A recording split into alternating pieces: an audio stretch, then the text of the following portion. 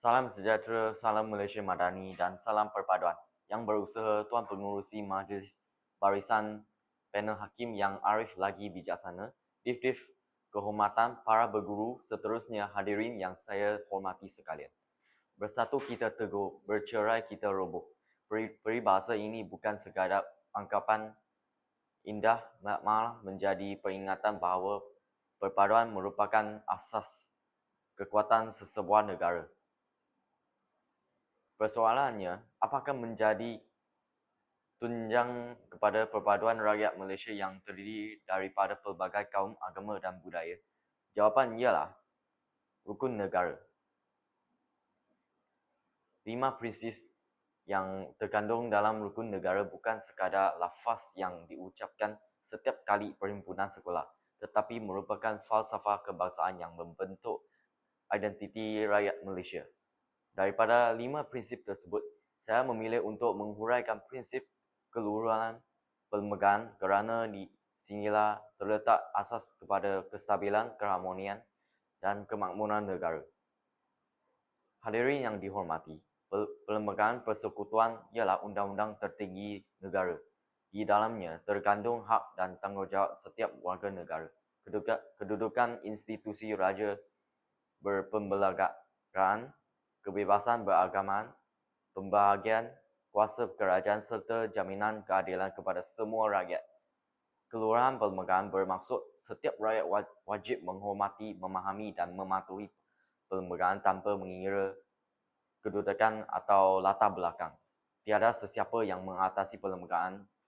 Inilah asas kepada sebuah negara yang aman dan berdaulat.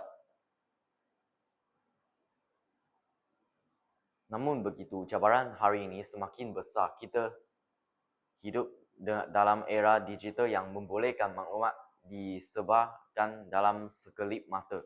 Malangnya, terdapat segelintir masyarakat yang mudah mempercayai berita palsu, menyebarkan fitnah, menghina institusi negara dan mengeluarkan kenyataan berbau kebencian tanpa menyelidik kebenarannya. Sikap seperti ini bukan sahaja melanggar nilai murni, malah boleh menggugat keharmonian negara. Sidang hadirin sekalian, keluruhan perlembagaan tidak mampu berdiri sendiri. Prinsip ini saling berkait dengan 4 prinsip rukun negara yang lain. Kepercayaan kepada Tuhan, mendidik kata menjadi insan yang berakhlak, jujur dan bertanggungjawab.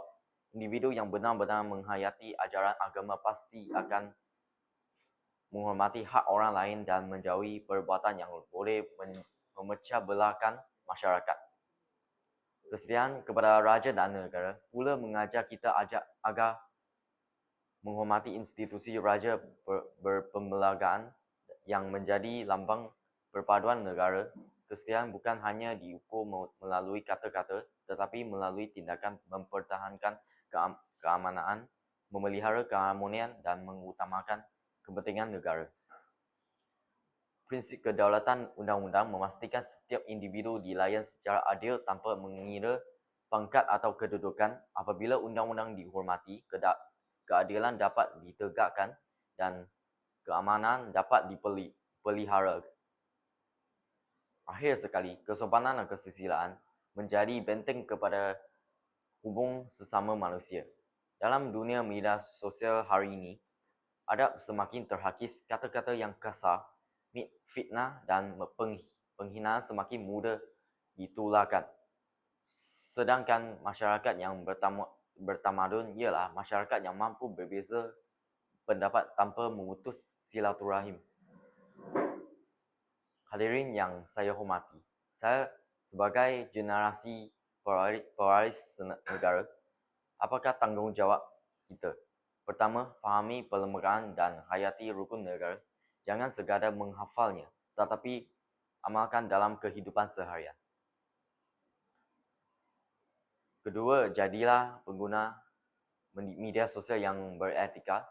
Semak sebelum berkongsi, fikir sebelum menulis dan hormati sebelum mengkritik. Kebebasan bersuara bukan bererti kebebasan menghina. Ketiga, pupuk semangat perpaduan. Hormatilah kepelbagaian budaya, agama dan bahasa kerana itu keunikan Malaysia. Perbezaan bukan alasan untuk berpecah, sebaliknya peluang untuk saling memahami.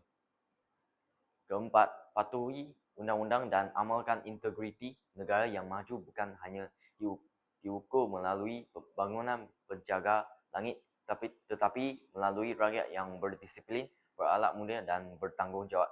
Hadirin, sekian.